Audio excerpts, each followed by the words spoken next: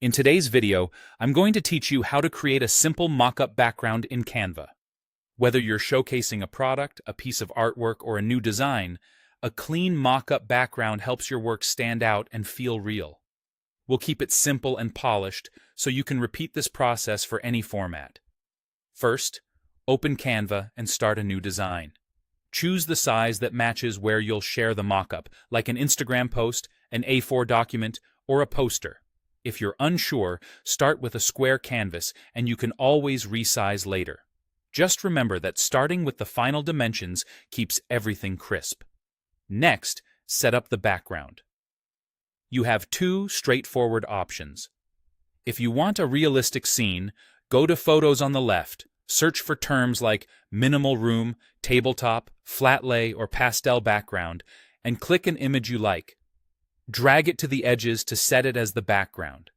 Pick photos with soft lighting and some empty space so your product has a natural place to sit. You can also slightly blur or desaturate a busy photo to keep the focus on your design. If you prefer a graphic look, use a solid color background, then add simple shapes such as rectangles or circles. Arrange them where your product will go to create depth.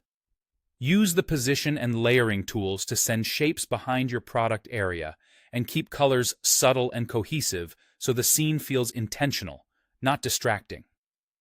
Now add your product or design.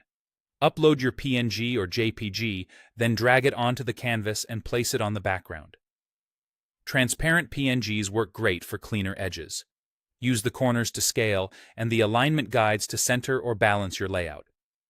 If you'd like your design inside a device or a frame, search for Mockup in Elements. Choose a phone, laptop, or picture frame and drop your design into it. Canva's smart mockups will place it into the scene and handle the perspective automatically. To polish the scene, add minimal details for depth. A soft oval shadow under your product works well. Blur it, lower the transparency, and tuck it behind.